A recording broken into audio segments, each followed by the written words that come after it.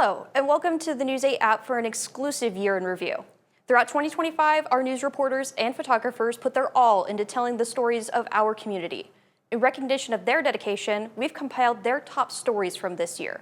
From the most complex to the most creative, here are the top picks from our photographers and reporters. A warm and free meal on a 30-degree morning. Any bacon and/or sausage? I think I picked Sausage. Something your mother teaches you never to turn away, just like the chance to relive the good old days. feels like home. Does it really? Yeah, With a different kind of family. because everybody's friendly and the coffee is halfway decent. Ronald Malekish and Roald Savannah both enlisted in the military when they were 17 years old, back during the draft days. They wound up serving in the Navy just about 6 years apart from each other, but the two still managed to find a brother in one another decades later. You guys say you both served in the Navy, so how did you guys meet each other? It was in a nightmare, wasn't it? They started to share their stories 8 years ago on a morning run for a cup of joe at the same exact grocery store. The coffee cronies have been inseparable ever since, giving each other some brotherly love every Monday, Wednesday, and Friday morning. What? I appreciate you. Well, that I can say ditto. But there was a time, just 2 years ago, when missing a cup of coffee was the least of their problems. The two volunteered to spend a few weeks working on the LST 325, and during their stop in Dubuque, Roald had a heart attack. Ronald dialed 911 and watched his buddy get sent straight to the hospital. By the time the Korea War vet got to the emergency room, And all I heard was laughing, and he had the nurses laughing already. Back at it. Back at it. I thought I was on my last breath until they slapped that mask on my face. Boy, what a relief that was. Holy mackerel. the laughs kept rolling and the coffee kept coming, cementing a brotherhood nothing can break. He is like my brother. We've been together for a long time. A long time. And as priceless as any valuable. And I trust him with all my pennies. We just got one more sprint this direction. Rolling with the punches Sprint! Go, go, go! takes on a new meaning C-cuts on the whistle. when you're rolling Middle. with the best. It's a lot better than blowing into a whistle all the time. It's practice night for the Quad City Rollers. 20 seconds, sprint! It's fast, Don't forget to breathe, let's go. it's fierce, and at its heart, it's a big derby family. You know, I just think roller derby is for everyone. Roxy Schlew, derby name Roxy Balboa, has spent 11 seasons with the Quad City Rollers. Middle. Gets me out of my head, and I can't think about anything that I'm worrying about when I'm out there trying to survive and going fast. Very fast. Inside, outside, Out here, there's no skating by. outside. A derby is filled with jammers, blockers, and pivots, all fighting to earn points. What are we lining up for? It's also a crash course Get low, get low. Beautiful. in crashing. I think I've taken twice as many falls as anyone else. Morgan Manning is one of 24 newbies in this season's boot camp. Started on my skates wobbly as ever could be, and by the end of it, I was doing my own laps, being able to stop somewhat functionally. Low and slide, low and slide. New skaters are taught how to roll You're almost there, you got it. with just about anything. Wrong way! I want to go again. But the camaraderie comes naturally. I constantly forget that you're old.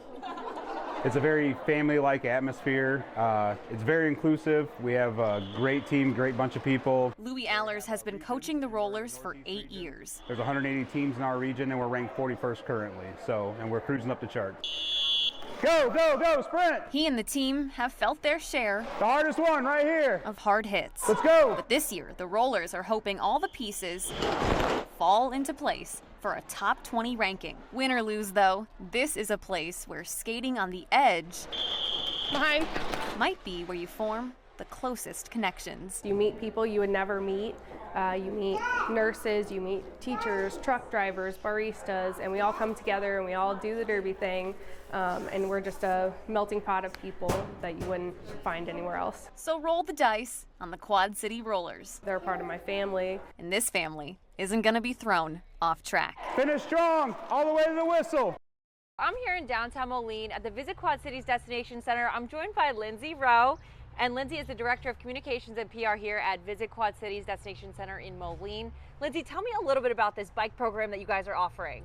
Yeah, we do this every year. We're so excited. It's a seasonal free bike rental program when it starts to get nice through September. So we have bikes here at our Moline Destination Center as well as our downtown Davenport location. We really just want to encourage people to get out and explore all that the Quad Cities has to offer. And you say everything that the Quad Cities has to offer. I know next week is Restaurant Week, and I know that we have kind of a restaurant crawl to kind of get through today. Yeah, are you ready? I'm ready.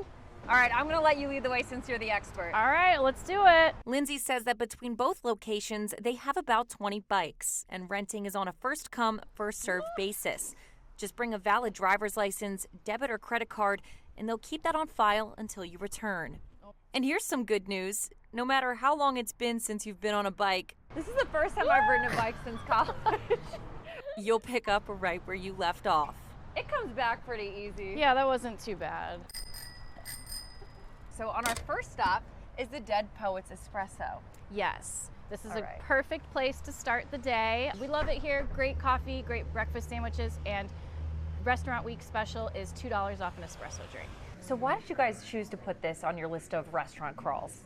Well, it's really close by to our Moline Destination Center, so it's a great way to ease into the day. And caffeine might be necessary because you can rent the bikes all day from 8:30 a.m. until 4:30 p.m. So once you're adequately caffeinated, you can follow the QC Restaurant Week crawl to the celebration bell. On April 11th and 12th, it's 20% off a narrated lunch cruise or a dinner cruise, so it's just such a fun way to have a great meal and get on the Mississippi River and just take in all of the beauty of the Quad Cities. And what restaurant crawl would be complete without the promise of a sweet treat? Well, I hope you saved room for dessert. I mean, who am I kidding? There's always room for dessert. Well, now we're at our final stop, Lago Marcinos. We love this place. No day in the Quad Cities is complete without a visit to Lagos. So Lindsay, why did you guys pick this place? I mean, aside from the fact that there's all this delicious chocolate here, why did you guys pick Lago Marcinos to be part of your Restaurant Week crawl? Lago Marcinos is so important to the Quad Cities. It's been family owned since 1908. It is just such a staple in the community. Restaurant Week specials, you get $1 off a sandwich and a drink and $1 off a hot fudge sundae. And what a perfect way to end a restaurant crawl. And once you've made it to all of your favorite spots, it's time to turn in your bike. This was so much fun. Such a fun way to get around the Quad Cities, enjoy Restaurant Week, take part in all the specials that our restaurants are running. We hope everyone comes out, tries something new, and just celebrates Quad City restaurants. Well, it's extra hot in this greenhouse. We're about 100,000 melons were growing earlier this week. But today, they're getting a new home because it's planting day here in Muscatine. Are we filling the top first? Class might be over, but the work has just begun for Maverick and Landon. Should I grab these? Their family started growing specialty crops in 2009. We grow over 1,000 trays a year of watermelon, cantaloupe, and tomatoes mostly. Now the boys, 7 and 4, are cultivating interest. It'll be Maverick's third year this year, and his specialty that he's liked all 3 years is yellow watermelon. I just thought it'd be cool to plant.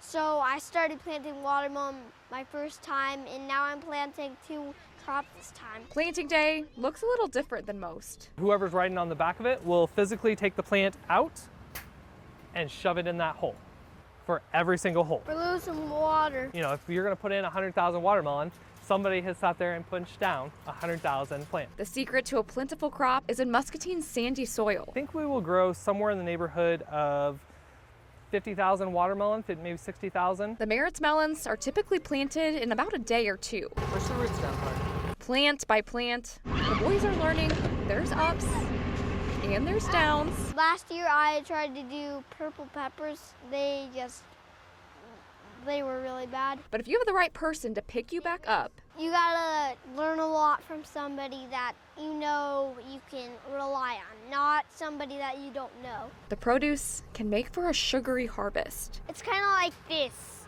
honey liquid, except it's sweeter, like with 10 scoops of sugar. And more fun than time in class. Everybody was glued to the TV. We couldn't believe what we were seeing. No matter who you are or where you were. I wasn't alive during 9/11. I had no idea.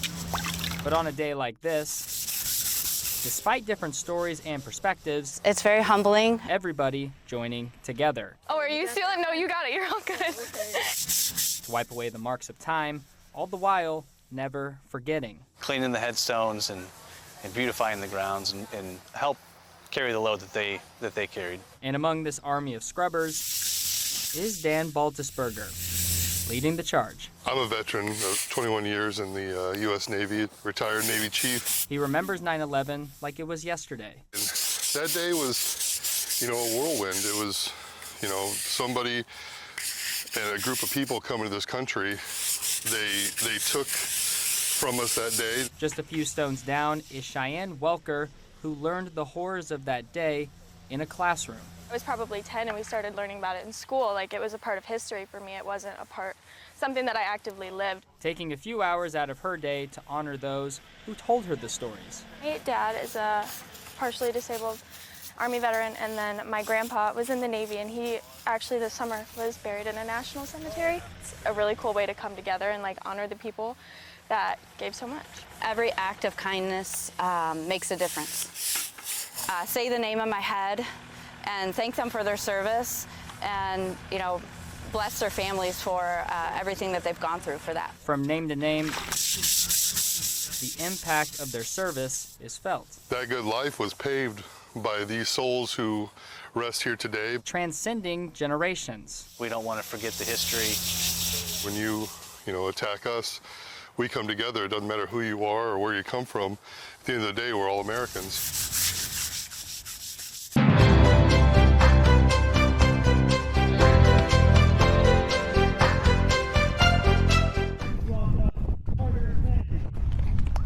It's a day he's always dreamed of. I've always wanted to be here. This is actually the first time I've actually came and watched, so it's a new experience for me, but I'm very excited for it. Just 5 months since Carter Henning's left leg was amputated, he has quickly recovered. That's a good putt. Becoming the top golfer at Calamus Wheatland this past year as a freshman. Even telling him he was going to be amputated, he's like, all right, when do I get back into sports? He first returned playing on one leg. 5 weeks prior to the JDC, he was back on 2 feet with a prosthetic leg. Carter has approached the journey with positivity and perseverance. I know that just getting down on myself, it's not going to do any good. So, just fighting through it, trying to get back to what I want to do, really is the mindset. While golf can be a frustrating game, oh my God, Carter has been through a whole lot worse and just wants to enjoy his Pro-Am play. Go in, please.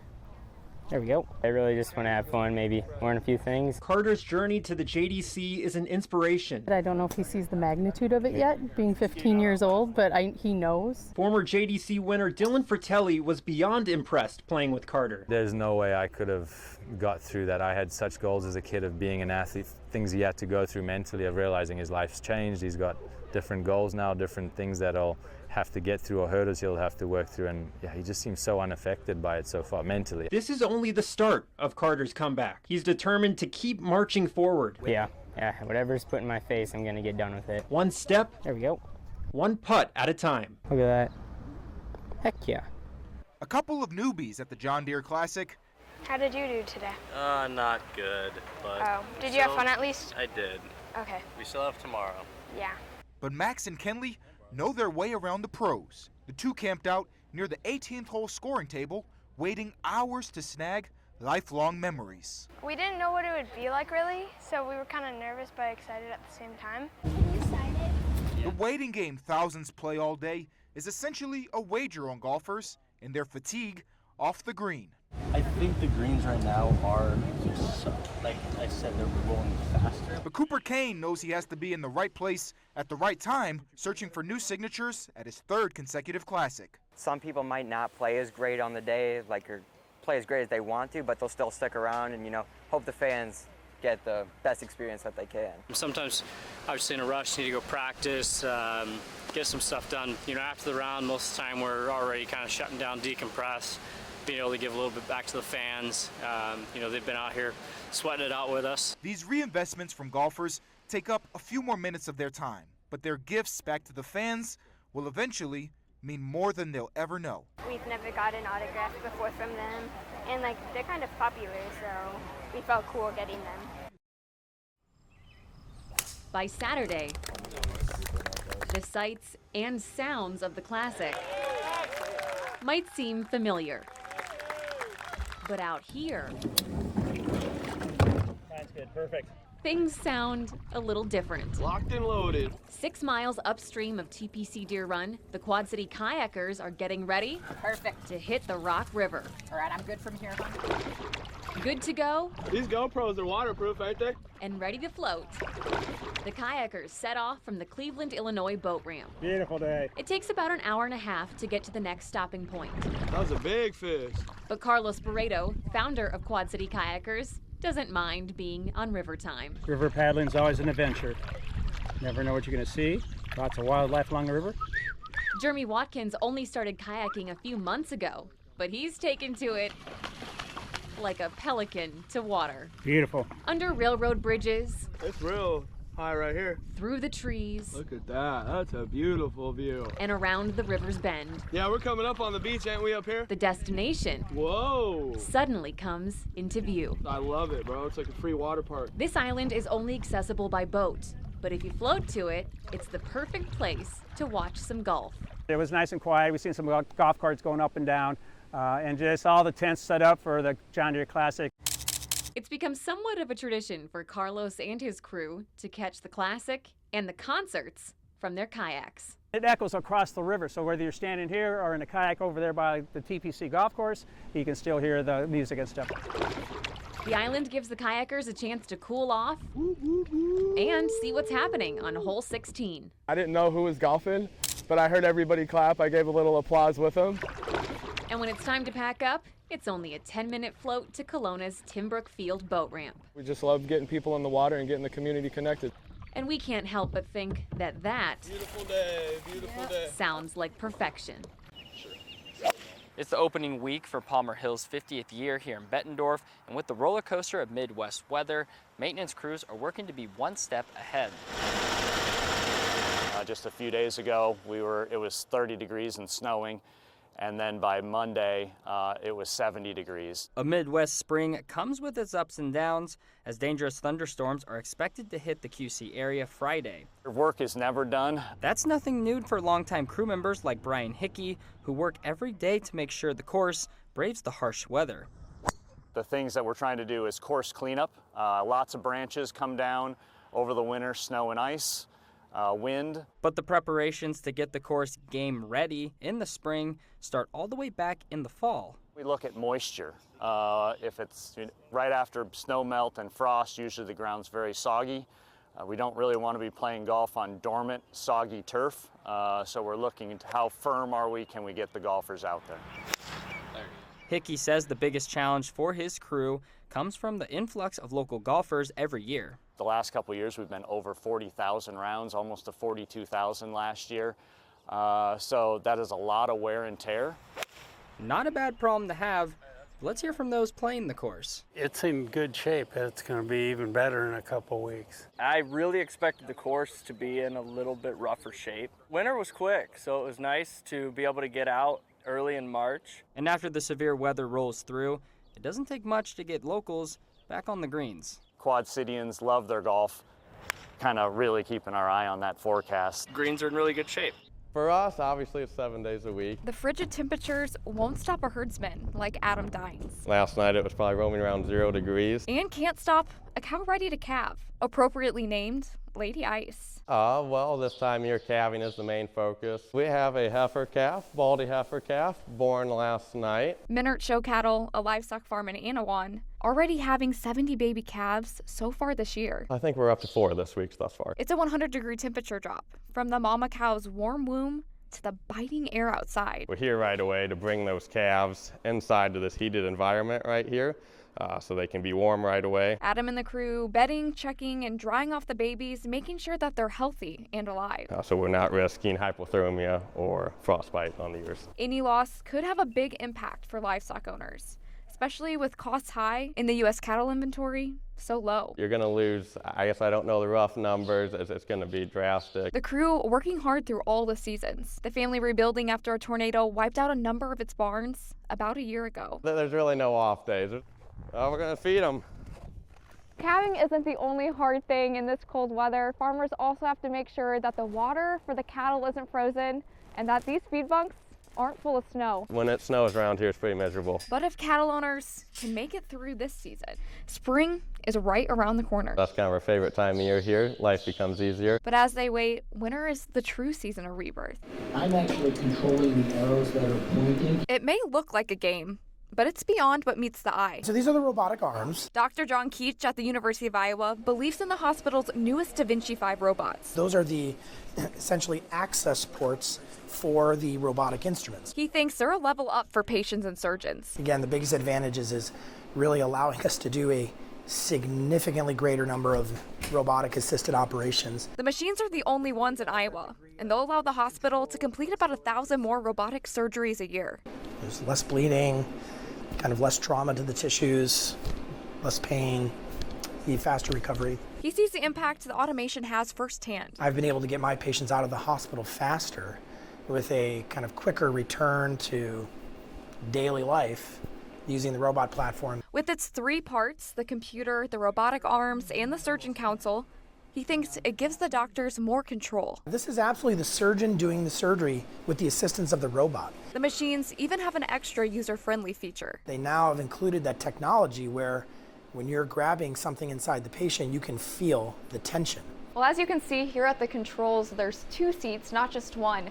And that's because it's a little bit like driver's ed. Residents are going to be able to train during surgery, with doctors able to take over at any moment. It's a much more productive experience rather than just verbally telling someone this is what we want you to do. Dr. David Bender is the medical director of robotic surgery. He thinks they'll improve conditions for physicians and bring new surgeons to the hospital. With this technology, what we've been able to do for patients is really revolutionary. The University of Iowa unlocking new ground of medicine in the Midwest.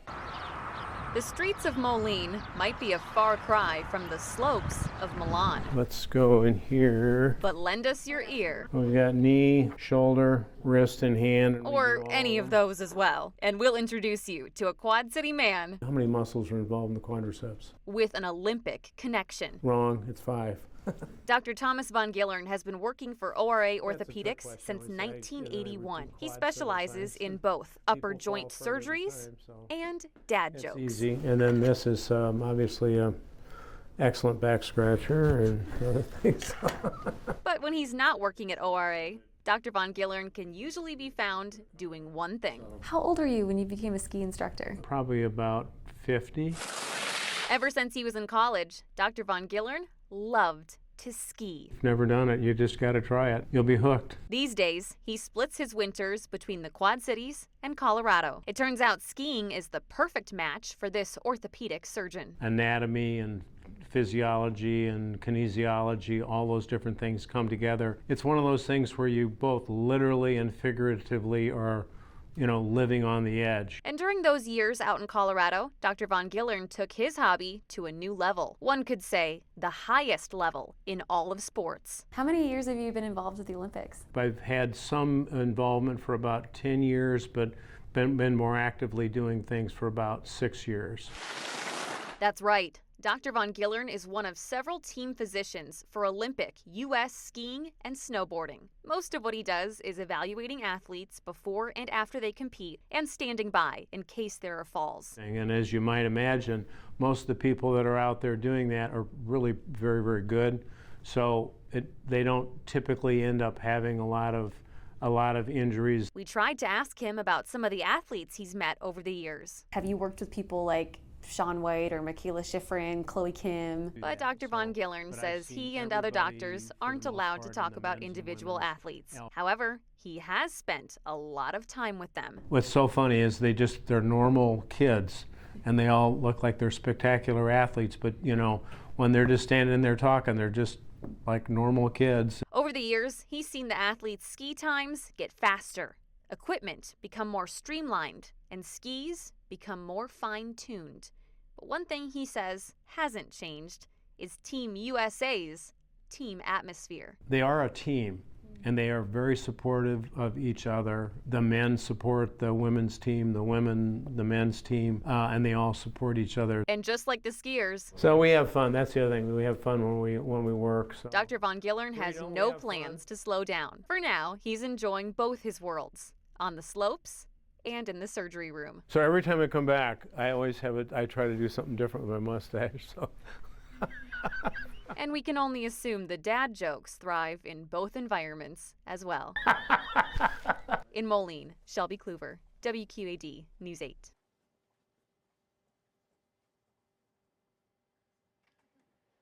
This isn't Davenport. Neither is this or this. It's a shrunk-down version recreated for American Truck Simulator. In the game, you can drive a semi-truck here along River Drive and across the state of Iowa.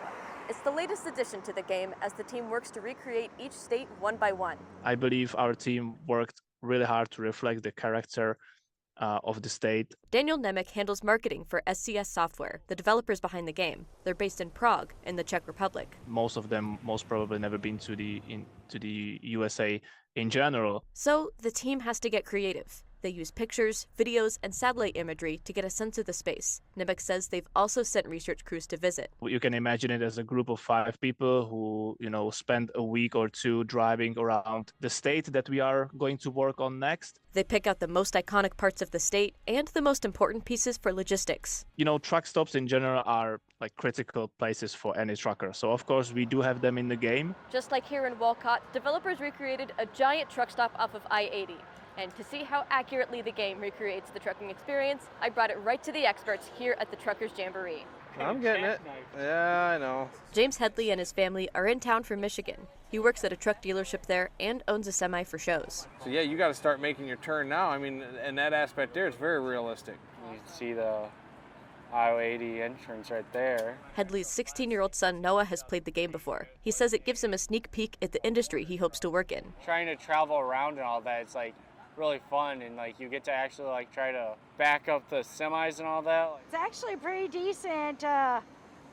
Shelley Lichty is a full-time trucker and owner of Rainbow Riders. Well, I just took out another truck, so. She says she's more of a Tetris person. You will have somebody like me that has over 5 million safe miles, looking like I just stepped out of my Kia.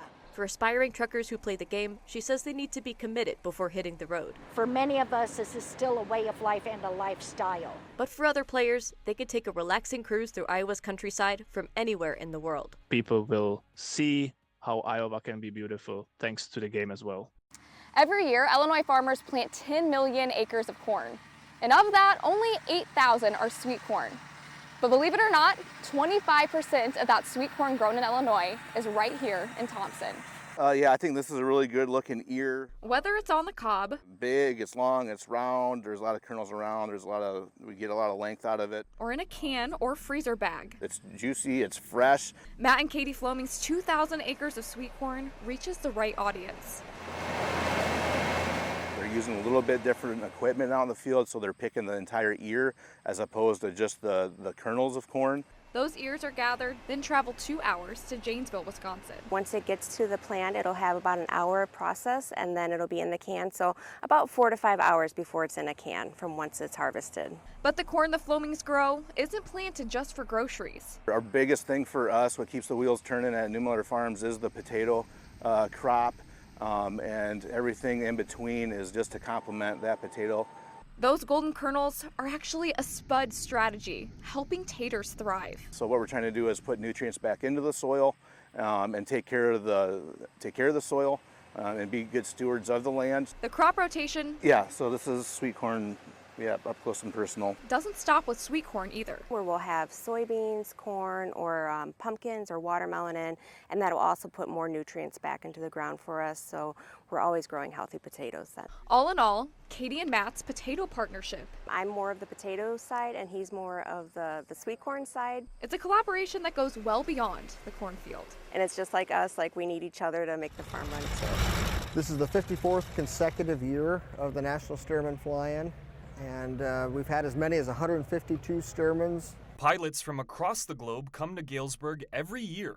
California, Florida, the East Coast, And then we have visitors that come from, this year we've had several from the United Kingdom, from Puerto Rico, from, just everywhere. All flying the historic Boeing Stearman Model 75, a plane originally designed by Lloyd Stearman, whose grandson comes up for the event every year.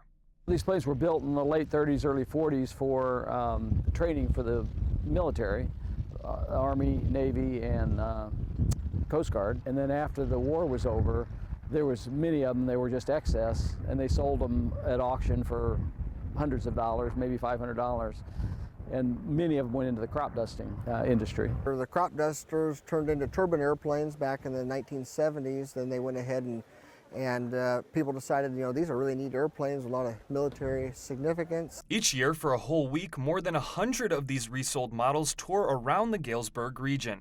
Today, pilots landed here at Wolford Farm in Abington in crosswind conditions that can be especially difficult to deal with for that Stearman's double-winged shape. But they will be landing on a grass runway, which is what the plane was originally built for and what the pilots prefer.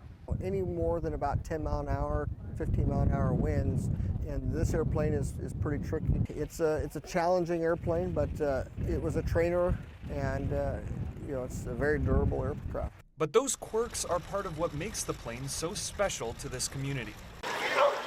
For Kathy Benke, her love for dogs started at a young age.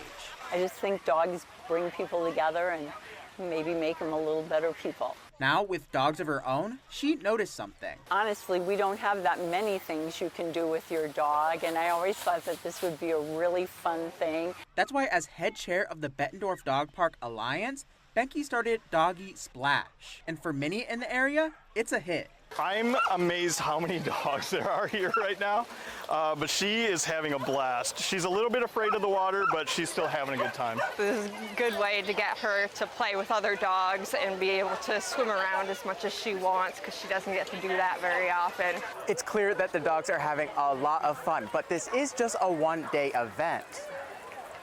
That's why Doggy Splash is also a fundraiser for another permanent dog area, Crow Creek Dog Park.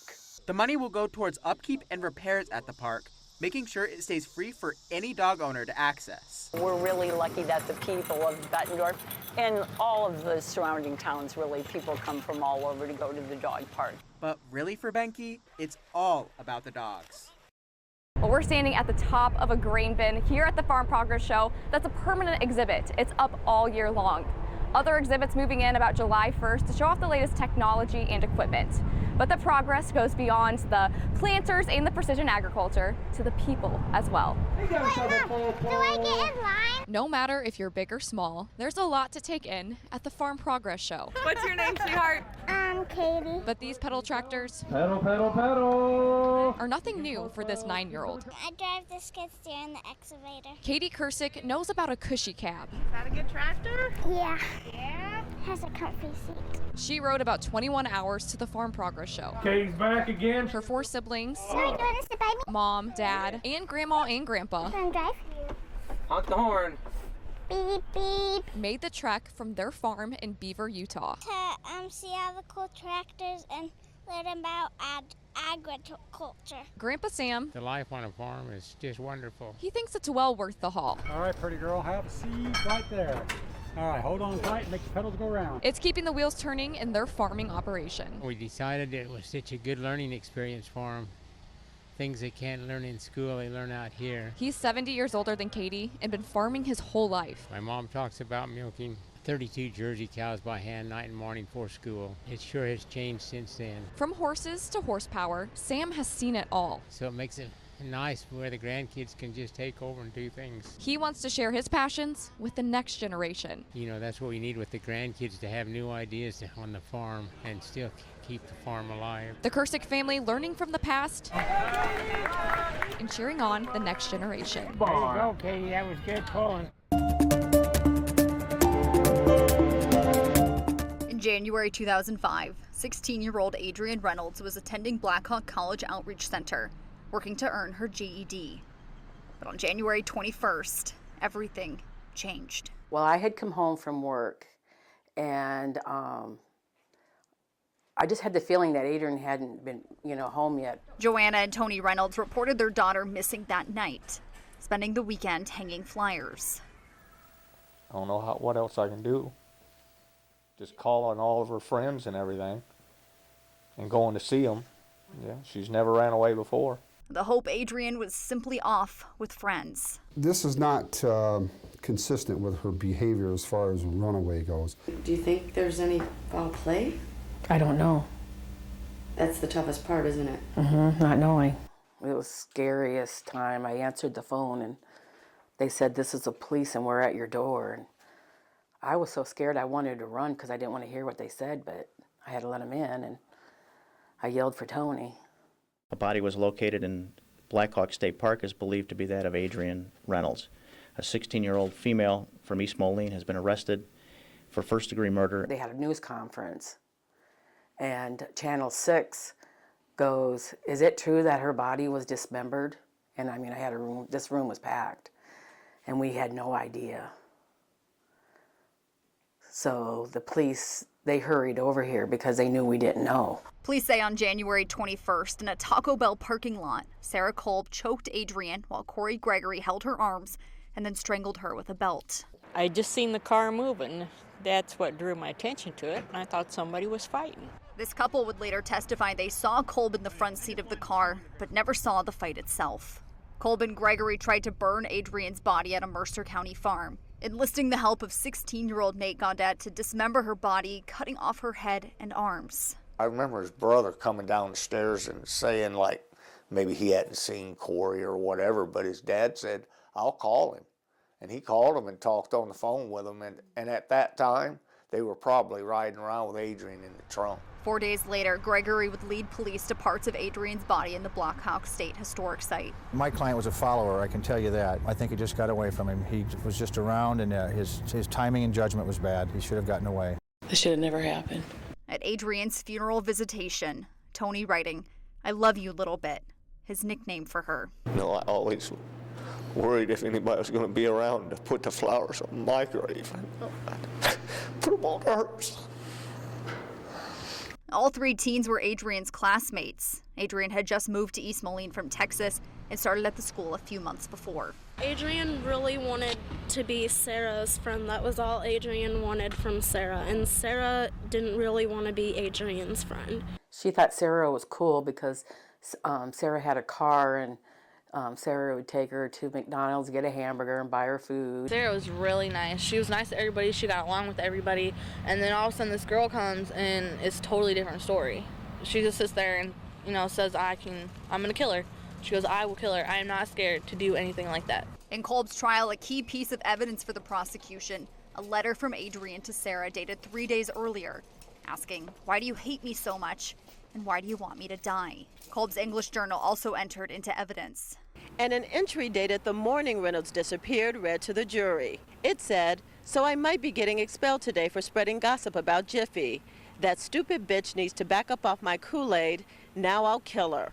The prosecution called nearly 30 witnesses to the stand. Kolb herself took the stand, saying she was an unwilling participant, even calling herself a victim. She told the jury over and over that Gregory was the one who strangled Adrian in the back seat of Kolb's car. She said she lied to police and went along with it because Gregory threatened to kill her and her family. She completely lied to the jury. She just made up this big story just to make her sound much better than she really is. I did not kill Adrian. It was after Kolb's testimony, Gregory decided to meet with News 8's Chris Miner from jail. You could have saved Adrian's life. I don't know if he can even answer that now. Can you live with that? Speculation. I don't know. I'm going to advise you not to answer. This gets into the facts of the case. Can you please tell me why? Why this happened? I don't really know why this happened, It was basically just a fight, and it went too far. Judge Jim Terrace declared the mistrial. After 15 hours and 2 days of deliberation, the jury unable to agree on a verdict against Kolb. Just can't believe it. I just can't believe it. No, it's not a victory. It's a nothing. One juror, Mark Hurdy, opting for acquittal. He had many reasoning. I mean, we tried to convince him that just wasn't going to happen. I think there was a story on the table an alternate story on the table that, based on what the state presented as evidence, couldn't be totally refuted. I mean, the evidence was there. They found Adrian's body at Sarah's grandparents' farm. She wrote in a journal that she was going to kill Adrian. And she told kids at school she was going to kill Adrian. So how can you not commit to a murder? In the meantime, Nate Gaudet pleaded guilty and was given a 5-year juvenile sentence. Gregory also pleaded guilty to all charges against him and was sentenced to 45 years. I love my son Corey very much, and all I can say is I hope that someday the Reynolds family can find peace and forgiveness. Day 1 of testimony in the Sarah Kolb retrial. When Kolb's retrial moved to Dixon, Tony and Joanna Reynolds continued to sit in court every day. It was kind of like she needed somebody there on her side, too. Listening, waiting. A big thumbs up for the guilty verdict from the family of Adrian Reynolds. On February 6, 2006, more than a year after Adrian's murder, Kolb was convicted on all counts. When they said that they reached a verdict, everybody was in tears because we all knew it was guilty. I don't know if I feel good or I'm just glad it's over. Still wouldn't bring Adrian back. So for 20 years, all they could do was visit her here. Missed you, Adrian. Well, the first day I met Trudy, she was outside in my yard. She just showed up at my house and she was doing cartwheels and skipping and jumping up and down. And I said, "Can I help you?" And she said, "Yeah, my name's Trudy. I live down the street. Do you have any kids I can play with?" And I said, "Yes, I do." And I sent my kids out. This neighborhood is where Trudy Appleby was last seen nearly 29 years ago. Neighbors, family, and friends say Thursday's arrest is a long-awaited step towards justice. Trudy was our neighbor, and she was best friends with my daughter, Amber. The last night she was here, I remember it like it was yesterday. So I walked her home the night before, and we did our nightly ritual because her driveway was really long and through woods. So I'd walk her halfway down it and we'd both turn around and run the opposite directions. She'd yell to me that she made it to her house and I'd yell to her that I made it to her street. We said see each other tomorrow, and tomorrow never came. Carlson's daughter and Trudy's childhood best friend Amber Dunlap says she's carried guilt for decades because on August 21st, 1996, the day Trudy went missing, the two were supposed to meet that morning, but Amber overslept. As a child, a lot of that weight fell onto my shoulders because I thought if I had woke up to my alarm on time and called her, because we had plans that day, she'd still be here. But as an adult, I realized that it had nothing to do with me. It wasn't my fault. Appleby's disappearance sparked years of searches, vigils, and billboards keeping her case in public view. On Wednesday, a Henry County grand jury indicted 50-year-old Jamison Albert Fisher of East Moline on 3 counts of first-degree murder and 1 count of concealment of homicidal death. This is the door that we needed to open to lead her family to the truth of where she can be found. Prosecutors allege Fisher strangled Trudy. Her remains have not been found. In Moline, Harrison Belsanti, WQAD, News 8. And it's hard, though. It's hard to not know the ins and outs and am I doing this right? But it doesn't matter. I'm trying. When tattoo artist Amy Ford learned SNAP funding was running out, It was just in my nature to figure out a way. she stepped in to Ink for Impact. I'm going to drop a flash. When can I do this? When can I do this fast? Now we're here. Appointments filled in just hours. I'm ready. For client Jen Kraft, the issue hits close to home. So I received food stamps when I was pregnant with my son, as well as WIC. At that time, I felt relieved, right? Life is hard. It was one less thing to stress about, which made me have a healthier pregnancy. Kraft says losing access to SNAP could ripple through communities in ways far beyond a missed meal. So long-term effects of not being able to eat balanced meals, the stress that comes with that, negative impacts on mental health. I would imagine there will be increased depression rates, right? Increased anxiety, increased suicidal ideation. Saying it's about basic human needs, not politics. This shouldn't be a slandering event. Can we just make sure that the children are fed? Clients saying this also takes the stress out of figuring out where to donate. I can just leave it here with Amy and she'll take care of it. So thanks. You're welcome. What do you think? Do you like it? I love it. Hello. Well, hey, how are you? So what we've got going on today is we've put together meal kits for Thanksgiving, which include rotisserie chicken, stuffing, gravy, mashed potatoes, a vegetable, dessert. And now you have dinner. Yeah. That's perfect. We've handed out coupons over the last couple of weeks for people to come in, and basically they bring the coupon in that gives them one meal. Okay, we got it all there. Yep, you got it. It started with an idea of how can we provide a Thanksgiving meal for people in need. We were prepared to fully pay for it all ourselves, but we also put it out there, and the community has just stepped up. Like, it was crazy how many people donated. It's a small community. Hi, how are you? We don't have any grocery stores in town, and that's what prompted us to want to put together the pantry, which then led to what we're doing today. It's all good. Our biggest motivation for this is hoping to set examples for other businesses like ours. And they'll go, we can do the same thing here, and hopefully it motivates them to do the same thing. Bye, happy Thanksgiving. We were completely blindsided. Alma Brunson wishes she could have done more. We were, of course, completely shattered and broken. This is her daughter, Michaela, described as full of life. If somebody with that much light can be that sad and hurting, how can we help others? Michaela's life was cut short at 16 years old. She was just an amazing person. After committing suicide in 2016. You just cried, why? Why? Why couldn't you have said something? Why didn't you tell us? But that's why we do what we do. Starting Michaela's Hope. We wanted to honor our daughter's memory by making a difference, sharing her story. I don't want anyone else to feel or go through what we have gone through. Raising awareness about mental health in schools. And this is really a grassroots effort. Every year on the anniversary of Michaela's death, you'll find these signs. This one, which says it's okay not to be okay. And they're placed all around the community, from parks to schools, just to get the word out. We want the kids to know there is help, there is hope. Alma says her daughter struggled in silence. She used words like, I'm a disappointment. Nobody cares. I don't matter.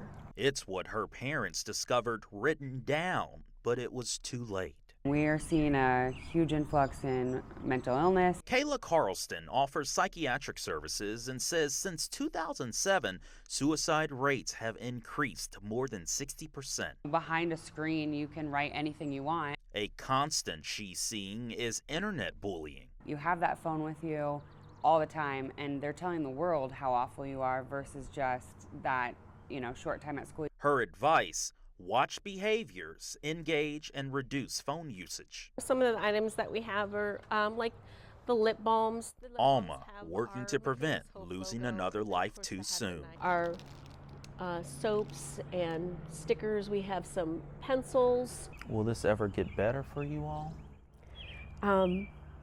When we see her in heaven,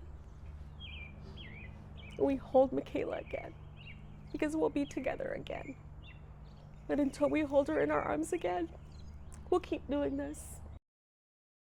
I'm outside the Scott County Courthouse where Adriana Blake was sentenced today for the murders of Brian Goodwin and Amy Smith. Inside, family members sharing emotional statements before the judge handing down her punishment. I'm struck by your wallowing self-pity and your attempts to paint yourself as the victim in any way that you possibly can. You're the victim because you're a woman. You're the victim because you suffered domestic abuse. You're the victim because justice was unfair. Ma'am, you're not the victim, you're a murderer. Blake was given life in prison without parole on 2 counts of first-degree murder. She also faced sentencing on drug, robbery, and arson charges tied to the case. Prosecutors say Blake carried out the killings alongside her boyfriend, who's not yet been sentenced. Look at it. Family members telling the court the murders left lasting pain that no sentence can erase. It's the beginning of the life I live now, forever without my sister Amy. It is also the end of my sister's hopes and dreams, the end of her breath, the end of her life, the end of hope for her recovery, the thief of her future. You took 2 lives, and you still get to live. With Blake's sentence now official, she'll begin serving her life term in state prison, her co-defendant expecting the same outcome. Dylan Piera, full-time college student, part-time employee at the dispensary in Milan, paralyzed from the waist down. Being in a wheelchair already makes you feel like way less of a man, and then asking for help and stuff, and having somebody tell you how much you can work and how many hours you can, it's just degrading and it's hard. On June 22nd, Piera got a letter from Social Security saying his disability payments were terminated. According to them, he made too much in benefits over 3 years ago in April 2022. I shed a few tears, I'm not gonna lie. I knew, I was like, when you rely on something like that and you know that your mortgage comes out automatically on this day and kind of sends you into panic mode, I'm already struggling to live this life. SSA gave him 30 days to repay $43,871 in back pay. To receive disability payments from Social Security, you can't be making any more than $1,620 a month. Dylan's part-time job pays him bi-weekly, but the way that some months fall on a calendar year makes it so he would be getting 3 paychecks in a month instead of just 2, which unknowingly put him over that income limit. He appealed to SSA that he's never gone more than $100 or so over the allotment every month, declined promotions and raises at his job for years. Not only am I not getting the money from Social Security, but now I'm having to cut 14 hours off my check. I'm just having to rely on my mother, honestly. Without her, I'd probably be homeless. I mean, he's going to be in a wheelchair for the rest of his life. He's going to be disabled for the rest of his life, but he's also going to college to better himself financially. Piera's appeal can take months to process, and if it's denied, he'll need to face a judge to prove he's still disabled. That can take over a year. I hate the position I find myself in. But he's not giving up the fight. Up on the rooftop, like Santa, footsteps on my roof. Down through the chimney. And this lady, I understand, got stuck. Yep, straight down. So I don't know what she was thinking. But the top of David Smith's building isn't where this Christmas carol started. As I was helping a customer, I seen a young lady walk in my front door. Tom Satterley greeted the woman as she entered his store, Geneseo Home Furnishings. She asked to go upstairs. But I'd like to really look out the windows to see how beautiful Geneseo is. He thought she left and locked up for the night. The young lady never left my store. She went out a window and got on other buildings and went further down the road. And down the road she went, testing access points the whole way. She found one at the village florist. You see that Santa does it pretty easily. Doesn't work like that. There weren't milk and cookies at the bottom of this chimney, just a wall, and some first responders to dig her out all over the Christmas display. What a predicament. As a news outlet, we don't share the mugshots from nonviolent crimes, but the photo shared by Geneseo Police shows the young woman's face covered in soot and dust. Now, the owners here also showed me a picture of her after she was pulled out of the wall, and her clothes are also covered in dust. If she wouldn't have made noise, she'd have been stuck there. Satterley is just glad she didn't freeze. She's very lucky to be alive, and hopefully this is the thing that sets her on a new path. The florist needs a few days to clean up, but she might decorate her unplanned fireplace with another Santa. Here, at the corner of 5th Street and 15th Avenue in Rock Island, sits a neighborhood staple. Hey, man, thank you. Passed down through generations. My stepfather's brothers own it. They bought it after Cleo, and they had it for over 30 some odd years, and then they passed it along to from brother to brother. This store has been serving the community for over 50 years. Thank you, y'all. Have a good day. And you have a good day, too. But no matter who was behind the counter or what it was called, it's always been here, and it's just always been a part of this community. And owner Demetrius Johnson plans to keep it that way. Demetrius has a special connection to the Green Store. He grew up across the street. My mother brought me home from the hospital to the front of the Arsenal course, it was called back then. And we spent like 6 years of my life in the front, and then we moved just 2 blocks away. And so this has always been home. Back then it was a candy store, and as children, he and his brother would visit. Your parents can send you to the store to get some candy, or they needed a loaf of bread or whatever. But over time, the neighborhood's needs have changed. The closest space we got is Hy-Vee. Right. And Hy-Vee is on top of the hill as far as the grocery store. And a lot of people don't have transportation and don't have the means of getting there. And while you can still find candy on its shelves, today the Green Store is stocked with much more. We sell everything from ground beef, chicken, TV dinners, soda pops, Pampers, cleaning products. I mean, you name it, we got it. And the relationship with his customers? Well, let's use the word customers very loosely. And Benny, me and your son still talk. He lives in Indianapolis now. Because when you're in the green store, My friend, let me open this door up and let y'all in. it's all love. What's up, man? Every time Demetrius greets someone, it's with a smile. How do you stay so positive? Bad days come. When you have a bad day, it shouldn't be a surprise. It happens. Embrace the struggle. But luckily for Demetrius, the struggles weren't faced alone. You haven't met a prettier woman working behind a cash register. He and his wife Shonda This is my partner in crime, my partner in everything. built this success together. And even sweeter than their success is their story. We used to work together at Oscar Mayer, and I used to walk up to her table all the time. I used to flirt with her. He was just so handsome, and he was funny. He kept me smiling and laughing all the time. And although there's no telling what the future may hold, a few things are for sure. Their love for each other, their community. Giving back to the community it really is what makes my heart sing. It makes me feel good every day. And the Green Store. Everybody have a good day. You too. Striking a chord in Davenport, the Blues are back. You know, we're just putting on a big party. But it wasn't always guaranteed. We didn't have a show last year. The Mississippi Valley Blues Society didn't have enough funding after the festival got rained out in 2022 and 2023. We didn't make the revenue we would have made from food and beverage and ticket sales. But this year was different. We found some grant money and we got local sponsorship and we were able to pull it off. So people are back to grooving in LeClaire Park. This place, LeClaire Park, is a real special place. But the drive to be back wasn't just from finding funding, it was also from the people working at the festival. There's no paid employees in the Blues Society. We're all volunteers. The reason to come out is different for all. It's because of the love for blues music. Not a task at all, it's a joy. It's a family. Everybody knows everybody. They've watched their kids grow up. For some, it's about passing a generation of blues to the next. Any music they listen to basically came from the blues. And it's a culture lesson because blues music is a part of our culture. So they're also educating kids through Blues School. If we can get even 5 kids to get interested in the blues and learn about it, it was worth everything. But what really keeps all of the volunteers coming back is the sound of the blues. Soldiers, as you head into deployment, know that you do not go alone. It's an honor, first of all, to pay tribute to the soldiers that are sacrificing a year of their lives and also pay tribute to their families. You know, there's mothers, fathers, children, you know, up and down the age spectrum in the audience today, and to pay tribute and let them know how much we appreciate the sacrifice that the families are making and the soldiers are making.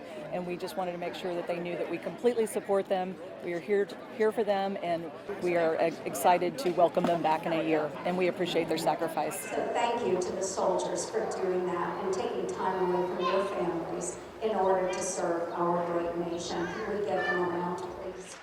Well, I deployed with the Iowa Army National Guard just over 22 years ago for Operation Iraqi Freedom 1 at the beginning of the global war on terror. And it's really good to come back and see the strength of America right here in the heartland in our own Army National Guard. They are strong, young men and women. Simulation, I love the simulations. It's as close as you can get here in the States, so I love them. I mean, yeah, it's putting extra gear on and extra, getting everything ready, but I think it's more fun that way, and you actually learn more because you see where you mess up. Can't be more than excited to face that challenge, to go into a very austere condition with JRTC and then be ready to mobilize after that. It'll improve our capabilities and make us the best fighting unit ready for our mobilization. These 2 Kewaunee squad cars have been cycling in and out of this lot all day here at the Kewaunee Police Station as detectives chase every lead in the search for Cottrell Reed. Kewaunee Chief of Police Stephen Kizhanowski says Reed clocked out of work around 2 p.m. last Thursday, speaking to coworkers, but never showed up Friday. It's definitely a suspicious missing person is how we're going to label it. As time goes on with missing person cases, as most people know, it tends to have a worse outcome. We're still hopeful that we're going to find him. CSI teams scoured Reed's car but found no clues. With phone and bank data offering no path, detectives are now sweeping rural areas. Family crews are searching too, and ex-partner Gianni Ibarra, mother of his firstborn 21-year-old son, urges anyone with even the tiniest tip to come forward. I just hope that somebody knows something that will lead us to finding him. Police welcome volunteer help, but they warn searchers to respect private property and leave possible evidence untouched. Be respectful of people's private property, be respectful of people in general, and to be careful. There's some properties in town that are interested for us. We don't have anything directly pointing towards it, but when we've had people get injured on those properties because of the dangers there. Reed is 5'9" with wing tattoos on his neck and a rose on his hand. He is a father to 7 children. He works hard. He has a great job. Not only has he been a provider for his children, but he's been a provider to his family. Shall we love you, all of us, and your children, your mother, your sister, your brother. Please come home, please. A security alarm around 4:15 Thursday morning. Sam he threw the brick and then picks up his can. It's all premeditated. Unlike anything Constance Westerfield and her husband have ever seen. Is that insane or what? Celebrities Beauty Supply has been a Davenport Hilltop staple since 2008, and now the owners say they believe they were the target of a hate crime. The message is getting clear if someone hated so much. Yeah, which is sad, but you understand? It's life. Sprinklers kept the fire up front. There it is.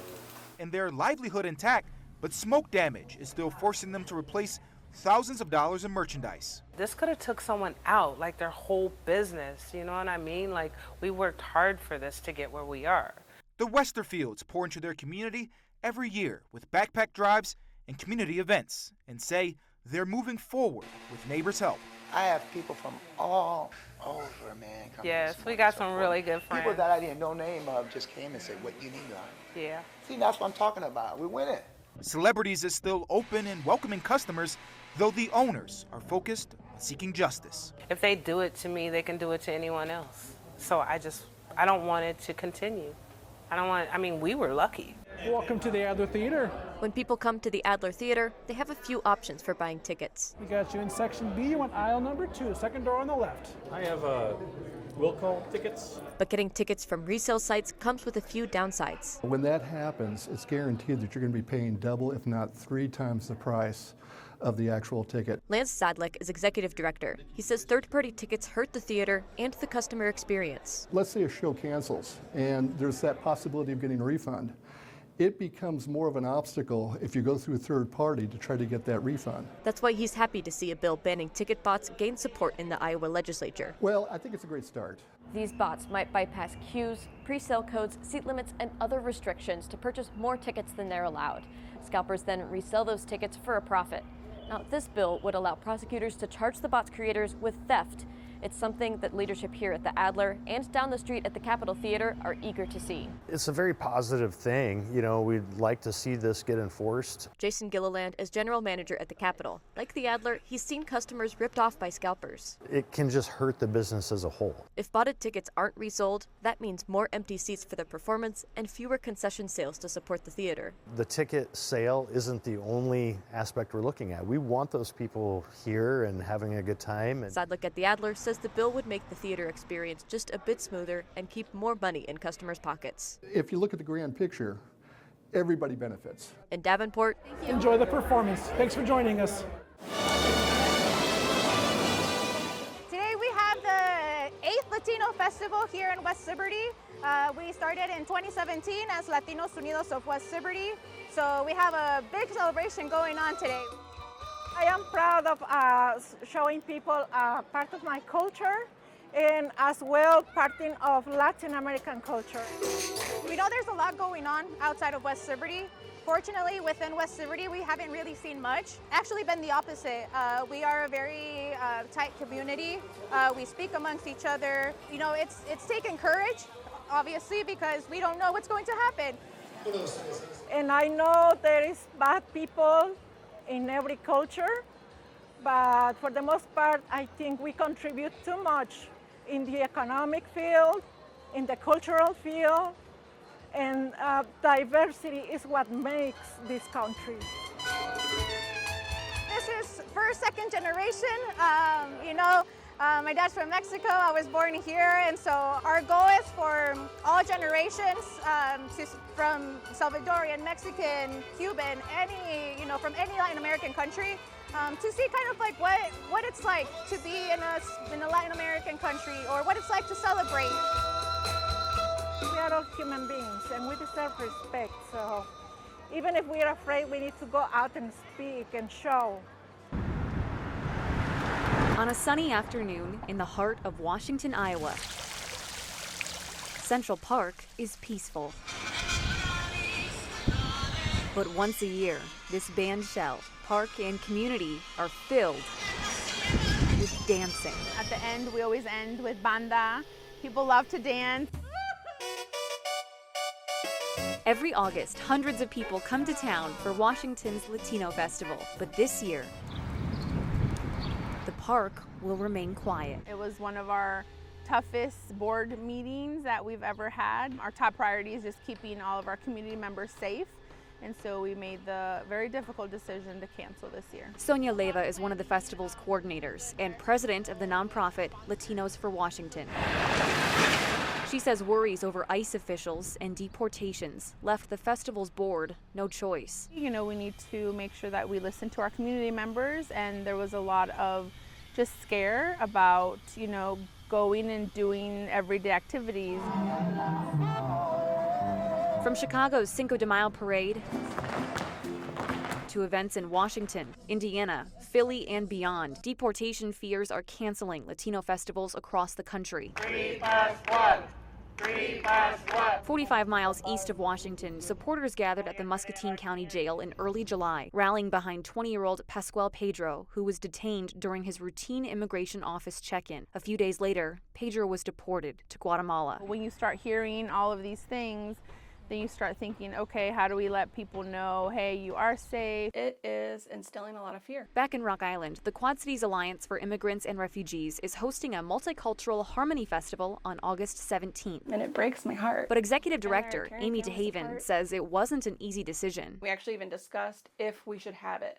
And the question is, we don't want to give up. DeHaven says members of our local immigrant community, including those here legally, are afraid to go about their daily lives. This is supposed to be a sanctuary for them, and they're finding the opposite. But this year's Harmony Festival in East Moline will go on as planned. There will be vendors, games for kids, and food from around the world. And you should know your right. Isaac Carr, Citizenship Director for QC Air and an immigrant himself, says the emphasis now is making sure attendees know their rights. It's about protecting and united, and also looking at the value and dignity of these people for whom we are doing all of this. We don't want to give in to fear. We want to continue to celebrate harmony. We can only, take it one step at a time. Back in Iowa, Leyva hopes to bring Washington's Latino Festival back next year. She says it's especially important to the community's kids. The Latinos that are born here in the United States that don't get to visit Mexico, that don't get to visit their Latin American countries, that they can experience a little bit of home and our culture, our roots, raíces, here in the States. Since canceling Washington's Latino Festival, she's felt an outpouring of support from her community. I love living here. I love sharing, our culture with the community, and I hope we can continue to do that in the future. So while Washington's Central Park will remain quiet this August, Leyva has hope that it can once again be filled with dancing. If you stay positive and stay strong and, lean on your community members, it's all going to work out in the end. And I always say, sí se puede. Meaning, yes, we can. Sí se puede, that's always my go-to. In Washington, we've gone through a lot. We can get through this. Shelby Kluver and photojournalist Cesar Sanchez, WQAD News 8. For these kids, Head Start isn't daycare, it's stability. Because of the ongoing government shutdown, Head Start's grant wasn't approved. Hi, friends. Good morning. It's one of 5 local centers serving nearly 300 children. Without grant approval, the centers can't operate, leaving 45 employees out of work and parents without affordable care. I feel like Head Start is a place of learning, but also a place for the kids to have fun and do crafts and just be kids while the parents are doing what they need to do. Single mom Emma Santasari has 4 kids. All of them came through this program. Her 2 youngest are enrolled here right now. If I didn't have them, I'd be home, be struggling a lot more to provide for my kids. She lives just steps from the center and says without it, she'll have to give up her part-time job. It's going to be a little hard to just provide. The horn on the bus goes beep, beep, beep all through the town. For longtime teacher Miss Portia, it's just as personal. I don't have any children of my own, so these are my children, and we are their safe place. Head Start gives kids 2 meals a day, diapers, baby formula, stability families may not have anywhere else. They don't have to worry about their babies being fed because they're getting fed here, the infants, the toddlers, and the Head Start classroom. So if you take that away, then what are they going to have? Head Start is the only free childcare program in the area. Community Action CEO says low-income families don't have any other option. The team is ready. We have the plan in place. We want to come back and serve families as fast as we can. Oh, we could do that too. Excitement is taking over the Phoenix program in Carbon Cliff, There's so many things. especially where staff member Lita Carey is sitting. This is all put together in one room. The Brain Health Retreat Room This is the first year we've gotten a brand new room with everything spanking new. at the Special Education School with Bethany for Children and Families. What we know is what the possibilities are. Starting with reshaping mental health. Take a moment to take some deep breaths, to know when it's time that we need to step away, come to this room, have an opportunity for some calming activities. The first school in Illinois to unveil such project. And this is more relaxed. It's more like home, somewhere they can come and just be free of all the mental stress that maybe be out of that door. It's a mind reset. From the time you walk through the door, you notice what's on the wall. You can even grab a snack before making your way over to a place of comfort so students or staff can take time to get back on track for class. Opportunity we couldn't turn down. School principal says this changes the stigma. How we work through problems, how we have critical thinking, how we de-escalate. Coping skills with a licensed therapist all in one place. They're going to have ownership in the school. And when you can have ownership, then you can accept responsibility for yourself. The sky's the limit right now. The one-room schoolhouse here in Durant caught fire early Wednesday morning, with crews responding. But as they wash away the fire and the rubble, along with it goes a historical landmark for the town. It's an iconic part of the community area. One that stood in its original glory since 1865. You can still see the basics of the room, the chalkboard up at the front. Roger Howe lives near the Prospect Hill Schoolhouse and says they were common around local farmlands back in the day. And about 1.5 miles from here, there was another one that was to the south. There was another one 3 miles to the east, and they were scattered all throughout the area. A beacon of history built for the time. Because people didn't have cars and in some cases didn't even have horses to get from place to place, and they would go ahead and just walk to their local one-room schoolhouse. It's sad to see it go away. Dale Trady is the board president of the Tri-County Heritage Museum. Pictures and remnants of the old schoolhouses line the shelves. Didn't have more than probably maximum 20 students. He says the school's changed in many ways. Most of them were repurposed, sold. The school districts closed. A lot of them were moved. While firefighters picked the pieces of a once renowned local staple, everyone, in some way, remembers. There's a lot of long-standing families in the area that I'm sure their great-grandparents, their grandparents, their great-great-grandparents probably went here. Can tell they may have been told stories back when they were children. We here try to maintain history rather than tear it down, but that's just progress. When you go from one city to another, you know where you are because of what you see around you. 4 decades. That's how long Moline resident Barb Sandberg has fought to preserve her community. And now, her dedication to preservation is being recognized, with Moline honoring her with the key to the city. I'm just overwhelmed. Never dreamt of anything like this. Never, never. The key to the city? Unbelievable. It started with advocating for just one old building. It awoke us to the fact that we had no protection for historic properties. That kicked her into action. Sandberg became one of the first members of the Moline Preservation Society. Then she became an alderperson. One of the first things I did was to see if we couldn't draft a historic preservation ordinance, which we did. These days, Sandberg is still advocating for historical landmarks throughout Moline, like this clock, which she helped bring back to the area in 2004. It was just so rewarding to see that people really did care about the history of our city, and this was part of our important history. She's also helped advocate for things like the John Deere House and the LeClaire Hotel. But that's not all, because what she really cares about is keeping Moline beautiful. That's why she does things like tending to these flower beds on the riverfront. One thing led to another, and it led to 5 gardens. And Sandberg says she doesn't plan to stop advocating for her city anytime soon. You can't ask for any more than that. Welcome, everybody. Welcome. You got about 20 minutes till the gun goes off. But till then, we've got face painting, we've got bounce houses.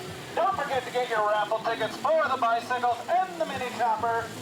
All proceeds benefit the Children's Therapy Center of the Quad Cities. Thanks for coming out. Today is the 28th annual Ranch Riders Easter egg hunt. It's the Ranch Riders is a motorcycle club here based in Davenport. Ever since 1985, we had an egg hunt for all the children of the club, and it just blossomed one time that we got with the, used to be Easter Seals, now it's the Children's Therapy Center. And so about 10 more minutes and the cannon will go off and then the fun begins. After the cannon goes off, 30 seconds, it's over. These guys, they work so hard all year long to put this thing on, but you know, the money that they raise goes to help local kids to reach their highest level of independence. Way to go, bud! Oh my! I have my grandchildren are here, all my fellow employees that will work with them. We do have an autistic grandson. He's loving it, as you can see. He's got the big bag. I got my whole family out here. We look forward to this every year. It's you get all these other clubs involved, and it's just a good time, and the kids like talking with the bikers. I just can't thank the Ranch Riders and the other motorcycle clubs that are involved enough for donating their time and their efforts all year long to make it possible. Just downriver from here, along the banks of the Mississippi River, heartbreak turned into a miracle. Sunday, a hunting dog named Waylon vanished into these waters, leaving his owners fearing the worst. I thought I watched my dog die. Eric Gaines takes Waylon out hunting nearly every day. They say you get one good bird dog in a lifetime, and I think that's Waylon for me. We had a good hunt Saturday. We came back out to hunt Sunday. He and his friend Tom Davis were down by those red pillars. They shot 2 geese, but one of them didn't die. We had 2 dogs. One dog got the bird that was closest, and Waylon decided to swim out for that goose that was crippled. He made it to the middle of the river, too far to hear his owner calling him back. Some boats were flying down the river. I was jumping, waving, trying to get their attention. I don't think they seen me. And with him going down the river, I just seen the wakes coming off the back of the motor, and then he disappeared. So I thought he drowned. Eric and Tom searched for hours on Tom's boat. I told him, I said, dogs don't drown, man. But by late afternoon, still no sign of Waylon. Once I didn't see him on the islands, I really lost hope. Eric's fiance posted on Facebook asking people to keep an eye out. Immediately it started blowing up that night. Hundreds of people volunteered to help look for Waylon. We had so many hunters searching for us. We had people getting their drones out. Monday morning rolls around. They're back out on the boat, and then I can't give it to nobody else but God and the people in the community. They found him. I know. Good boy. Oh my gosh.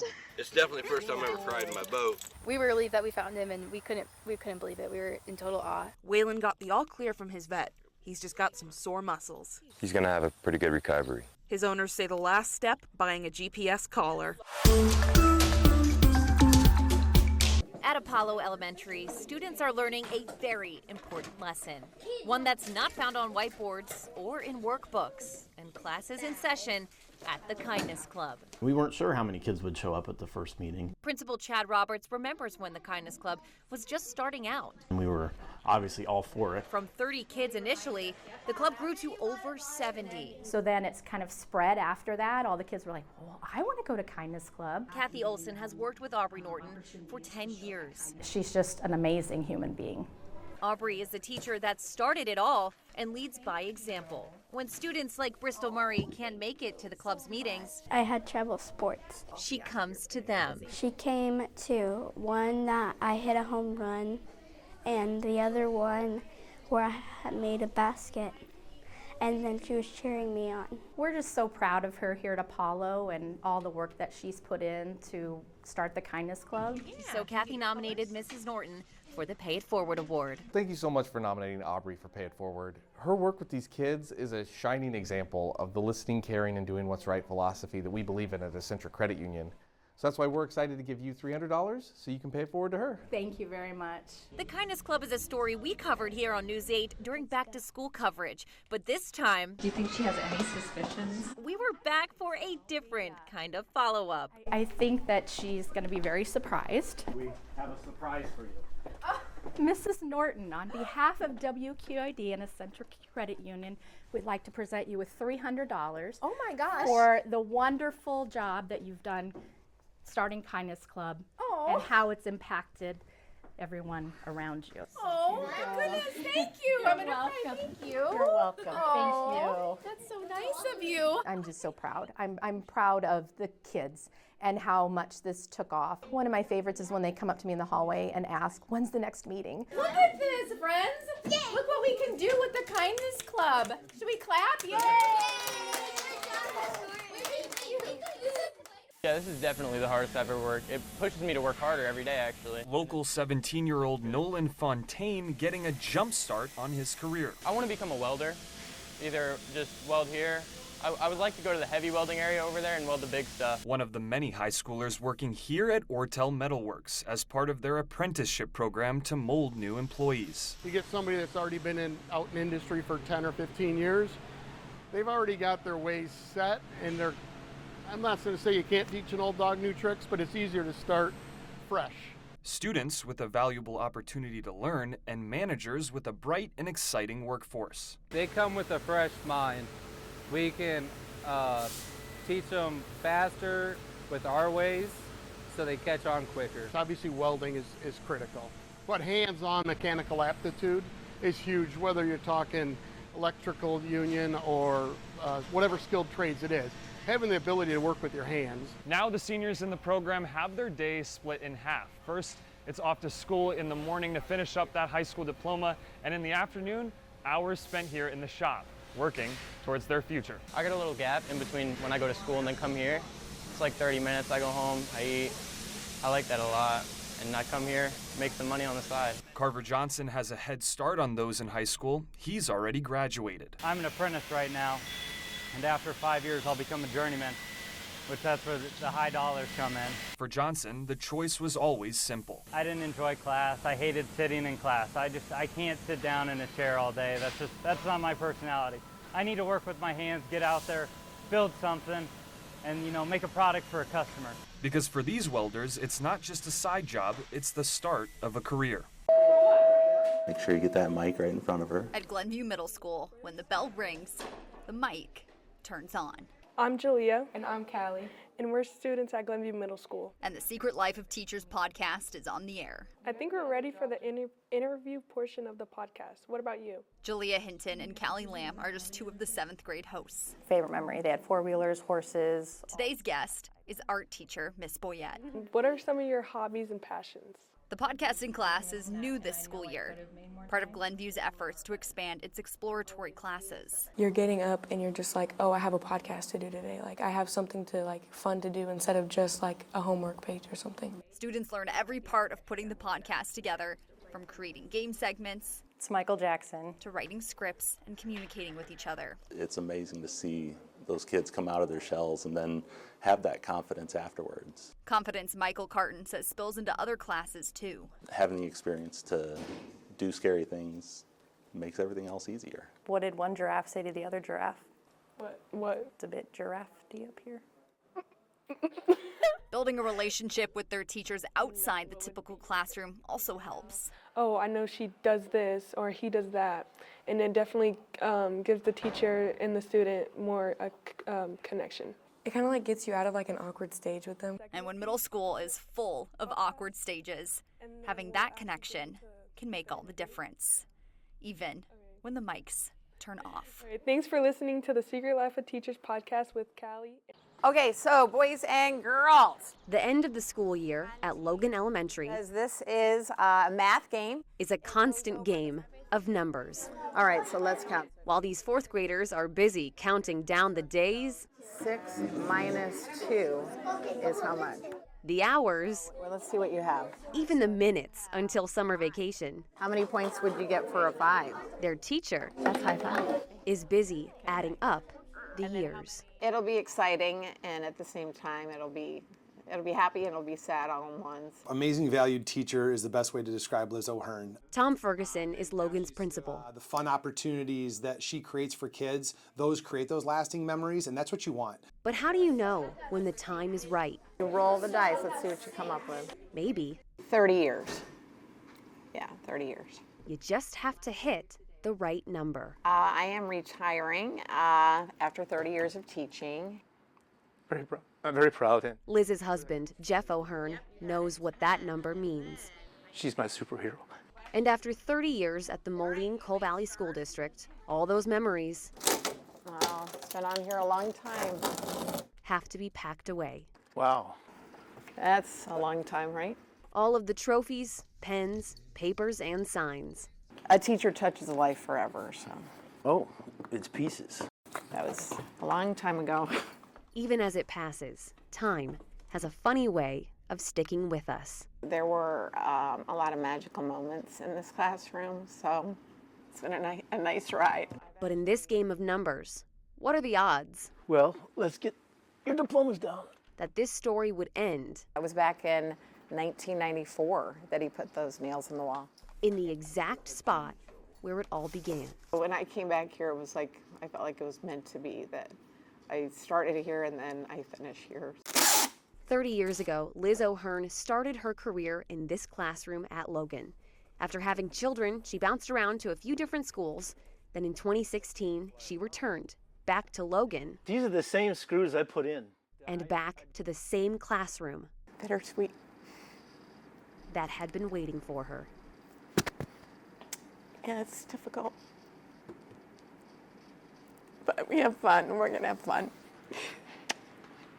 So after everything's been packed up and it's time to leave, If you got the other box. how do you add up 30 years? Yep. Perhaps it's another lesson, not in counting down the days, but in counting up the blessings. Bye, room 13. Today's classroom looks a little different for the Rock Ridge Elementary students. This isn't your typical fire safety. A trip to the station today to get kids excited for more tips in the classroom next week. Awesome. Good job, dude. We obviously let the kids crawl around and touch and feel the fire trucks. They're shiny, they're big, they make a lot of noise. They love the smoke room, they love the extinguishers, they love everything that they can do when they are hands-on. As fall temperatures cool, the odds of a house fire heat up, making it even more important for a child to know what to do if one happens. Stay low, follow your parents out of the house, get to your safe meeting spot. And again, those smoke detectors are key. Teaching fire safety is not the only advantage of days like today, because for volunteer fire departments, bringing students to the fire station is one of the first steps to ushering in the next generation of firefighters. Several members on our team right now that have actually experienced this through their grade school years and went up, obviously, through those trainings and through those learnings and decided that they wanted to volunteer for their community. We get this education out there and we get a chance to see all the bells and whistles and touch and feel what that would look like, because they are the future generation for us. Teachers and volunteers hoping some fun today translates to an attentive classroom next week. Jennifer, thank you so much for nominating Chris for the WQAD and Essential Credit Union Pay It Forward program. I'd like to present you with this $300 to give to him so he can continue listening, caring, and doing what's right in the community. Save the game. It's not your average game. From here, camera. That's between 12-year-old Mikhail Barnes and school resource officer Chris Brooks. Nice and easy. The ball is in the court of both sides at the Phoenix Special Education Program in Carbon Cliff, Illinois. I feel Brooks has been a godsend for Mikkel. Good work. As Mikkel's mother looks on, she sees this match. Oh, all right. As just that, a match. It's not every day that you see someone who goes above and beyond. I'm gonna cry. I met him like a year ago. Now we're like best buddies. A 6th grader who now knows how to cut grass, fish, and budget thanks to the Rock Island County Sheriff's deputy. We just do a whole bunch of stuff. The youth is our future. And I guess I always had people in my life that stepped up to the plate to help me out.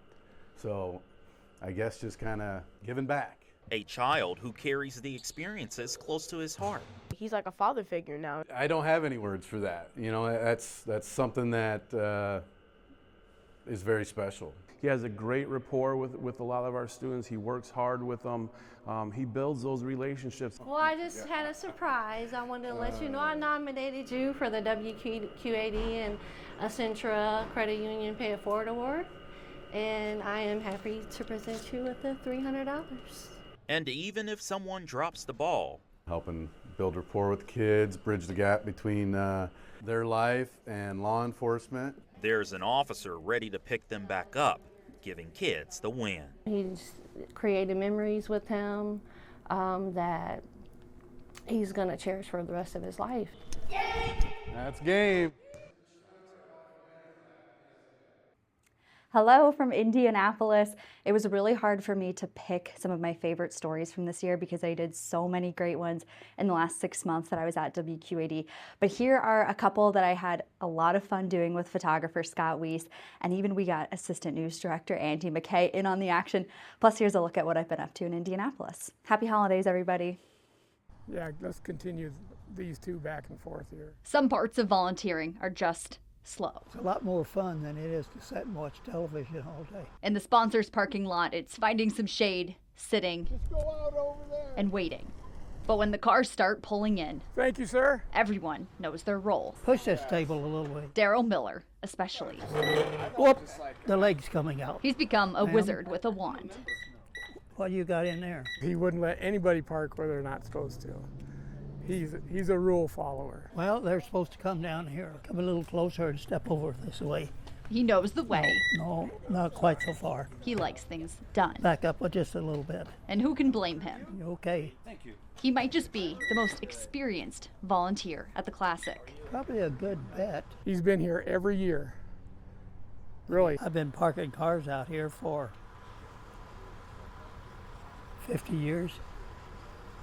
Maybe longer. Maybe longer is right. Well, when we were out at the Oakwood course, we had him at the top of the hill. Daryl has parked cars at every single tournament. Ever since I've been coming out here. Some things feel the same. I'll be 98 in November. Are you kidding me? Others are a bit different. Oh, I don't know. But Daryl continues to collect the years. God willing, and the creek don't rise. The pins and the stories. Well, I think there's more enthusiasm, and it all started when Tiger Woods came. My wife didn't really like watching golf, but when he came, I couldn't have tied her up with a rope and kept her away from watching Tiger. Come on over here. His wife of 65 years leaves the volunteering to him. Little bit. But make sure the alarm goes off for the early morning parking lot duty. Okay, you're good. So next time you're in the sponsor's lot, back there. Make sure to empty your pockets. And put it there. And look for the man who is truly a classic. You're good to go. All right. What can you tell me about what Valentine's Day is? Valentine's Day is when people spread joy and love to each other. I don't know. Like when they love each other, because it means somebody likes them and they want somebody to like them. They send the nicest cards to the people that they love the most. So people can get like nice gifts and cards that they can keep, and they can, like, once they're in like a different grade and somebody's in a different class, then they can remember that person. What would those cards say? How are you today? Violets are red, blue, Yeah, you can do it with your partner, please. Like something like that. Why are elephants so big? Why? Because they have big feet. And you'd write that on a Valentine card? And how do you think people show each other they love each other? By giving them a smile or giving them a hug. Greet them and be nice. They probably spend time with their family, and some couples might go on dates. Do they go on dates? No. No? They don't go on dates? Nope, they don't. They just like talk and have a good time. A date's when grown-ups go out together and do kissy stuff, grown-up stuff. Blech. I'm not going with a boy. Candy Girls. She's in the other class. He's in this classroom, I'll say that. Why is that? Why would you want to go on a date with him? Because he's nice and funny, and I just like him. I don't really want to have a date. I want to be single when I grow up. Why is that? Because it's more money, and I want to be single because I want to travel and go to other places with and I want to be independent. He does wrestling, and I think he looks kind of cute. Maybe it will happen, but I don't know. If you were going somewhere with someone on Valentine's Day, what would you want to do? I would want to go to a water park, maybe like somewhere fancy. McDonald's. Disneyland. Probably to Los Agaves. And maybe drink wine, like maybe when we're older. Yeah, I think you have to be a little bit older for that one. Yeah, probably at 22.